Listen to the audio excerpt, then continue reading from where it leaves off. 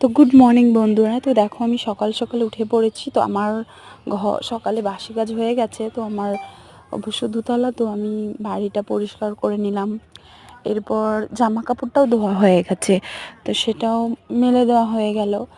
তো এবার আমি আমার ঘরে যাব একটু, যেখানে আমার মানে শান্তির জায়গা। কোনো দিকে তো শান্তি পায় না, তা এইটাই আমার একটু শান্তির জায়গা, যেখানে আসলে আমি মানে স্বর্গে মানে সুখী আর কি।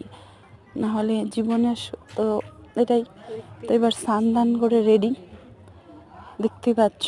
এরপরে ছেলেকে খাওয়াবো। তো একটু নেল পলিশ লাগাতে আমি খুব ভালোবাসি। আর এই তোমার ছেলের খাবার, তো খেয়ে নিলাম। ছেলের জন্য মাছ, তেল চচ্চড়ি ভালো খায়। ডাকছি, আসছে না, দেখেছো?